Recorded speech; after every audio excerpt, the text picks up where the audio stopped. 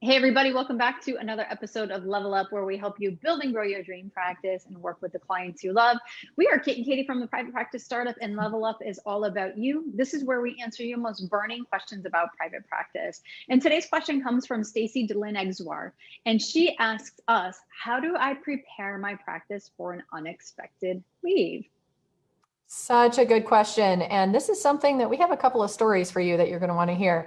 Before we dive in, though, let's say a quick thank you to our sponsor, which is TherapyNotes. And they are an amazing support for Startup Nation and have a great EHR and telehealth platform. So if you are in need of an EHR, definitely check them out. You can get your first 2 months for free. Just use the code PPS as in Private Practice Startup and go to therapynotes.com. And gosh, I can remember, I think it was 2011.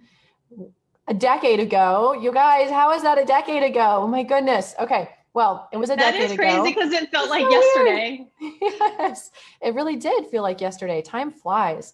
I had just graduated with my PhD and opened up the group practice around the same time, Bayview Therapy here in South Florida. And I can remember that at the time I did not have an assistant, didn't have a client care coordinator, VA, anybody helping me out. It was just me and my fellow clinicians at the group practice.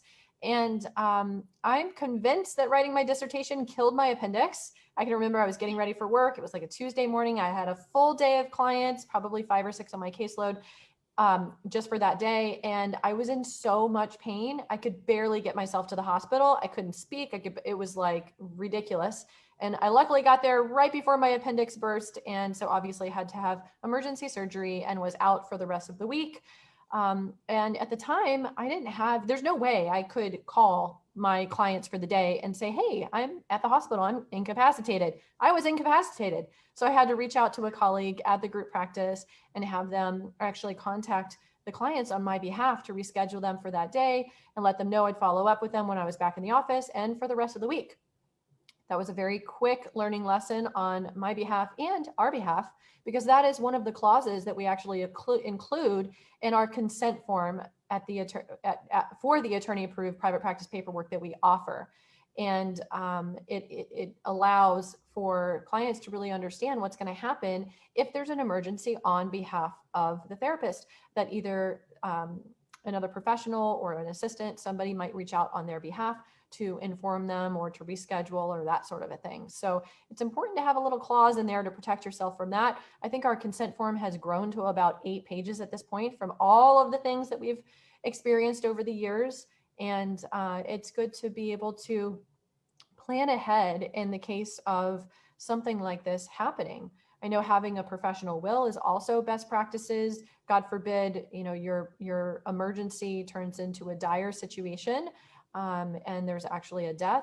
What happens to all of your clients? Who contacts them? Who do they go to for continuity of care? What happens with all of their charts? What happens with your office and everything else? There's a lot of important details in there that needs to be a plan for that. So that's obviously the very extreme scenario. Katie, what do you want to add?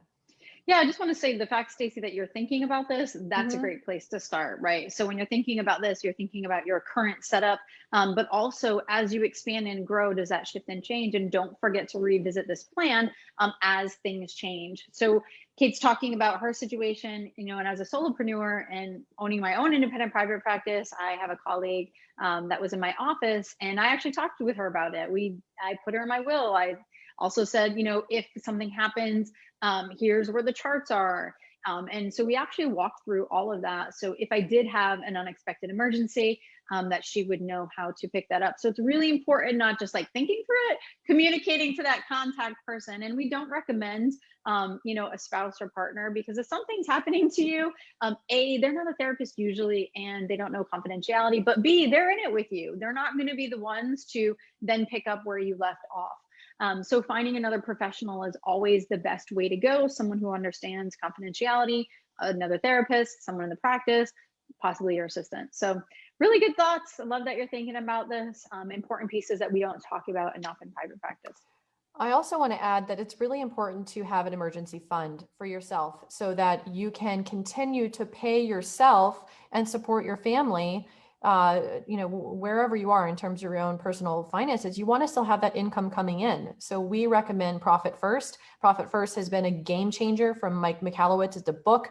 Definitely check that out if you want to start preparing yourself in the case that something like this were to happen, whether you get sick or whether you're taking a planned leave, like maternity leave. There's actually a podcast that Katie interviewed me on about preparing your practice for maternity leave. We'll put the link for that. So if you're planning to take a paid leave and it's a planned leave, you can certainly follow the steps in that, whether you want to take 3 months off a year to travel with your family, and it's not even for having a baby, it's just for that, that lifestyle. There's a lot of different things that you can do and value you can find from that podcast for both the plan and unplanned leave. Yeah.